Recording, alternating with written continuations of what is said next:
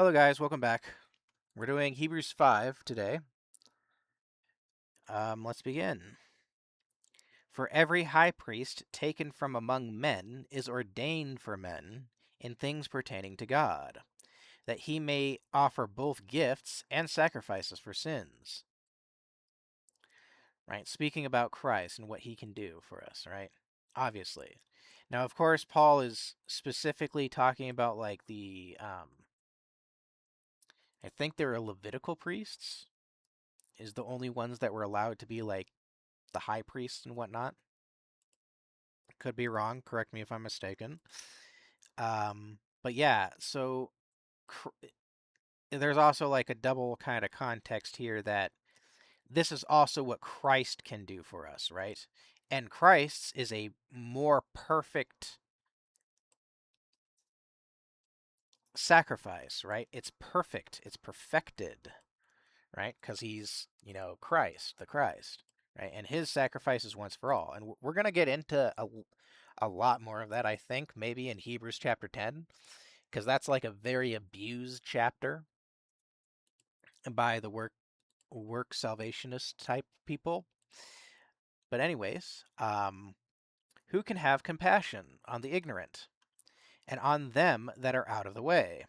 For that he himself also is compassed with infirmity. And by reason hereof he ought, as for the people, so also for himself, to offer for sins.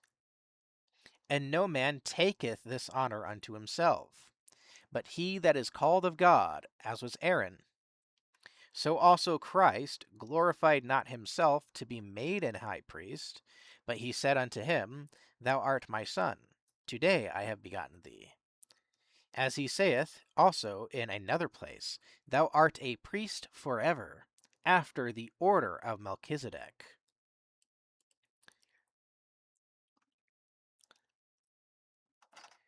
Who in the days of his flesh, referring to Melchizedek here, I think, when he had offered up prayers and supplications with strong crying and tears unto him that was able to save him from death, and was heard in that he feared.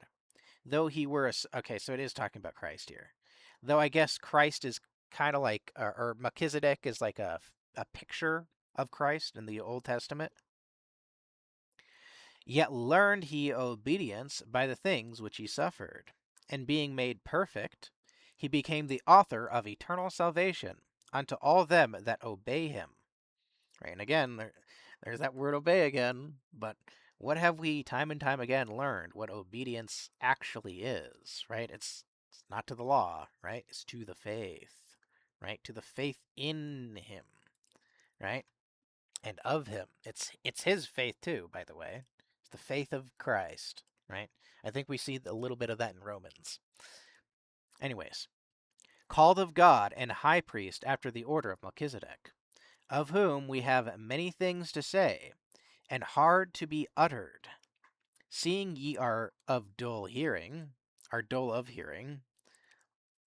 For when for the time ye ought to be teachers, ye have need that one teach you again, which be the first principles of the oracles of God, and are become such as have need of milk, and not of strong meat.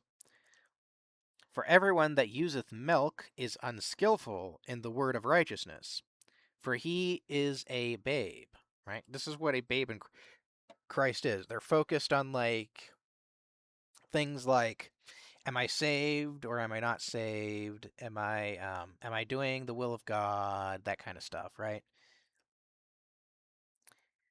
That can be good so long as we grow out of it, right? Because we're supposed to move on to the meat. But if we're stuck in that, that is a problem, right? Something went wrong, whether it be because of the religious systems trapping you in that, right? Or us in that, rather, because we've all been through it, right? Um, yeah, I count myself even among amongst babes, oftentimes.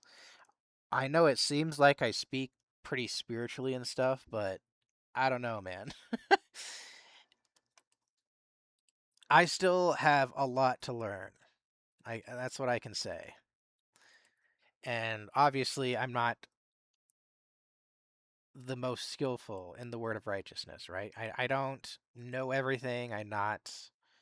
Um, I am, I guess, now a teacher because I'm doing this YouTube channel, and in a way, maybe that can help me grow more out of the babe mindset. But I still have it, right? I don't think I don't even know if that goes away ever, um, necessarily. But we shouldn't be struggling with like the basics anymore, right? Because that's what babes do, right? They struggle with, um, or we struggle with, um,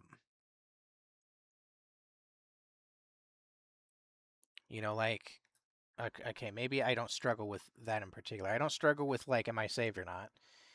I'm confident of that, but I do struggle with other things that are kind of like milk, or more of the milk of the word. But anyways, yeah, we struggle with like the basics of things, right? So, and we're to grow out of that, and we should, if our faith has been like allowed to grow in a healthy environment, right? And a lot of this also has to do with nourishment. Um, Brother David made a awesome and edifying video a while back, speaking to this in particular, like that nourishment, right? And the food that a lot of believers are missing because they're stuck in the institutionalized religions, or um, they're stuck just constantly being assailed by the enemy, whatever it might be, right? In their minds, right? All this keeps them from growing, right? And obviously, growing in the word is the best thing for a Christian, right? Because we grow in confidence and we learn to rest more and more and more in that holiest of holies, right? Anyways, but strong meat belongeth to them that are of full age. Now, does that mean like people who are like pastors or elders or whatever because they're of a certain age, like they're 40 plus or whatever? No. Full age here just means they're fully grown, right? They're no longer a babe, right? And the meat belongs to them, right? They teach it, they share it with others, that kind of thing.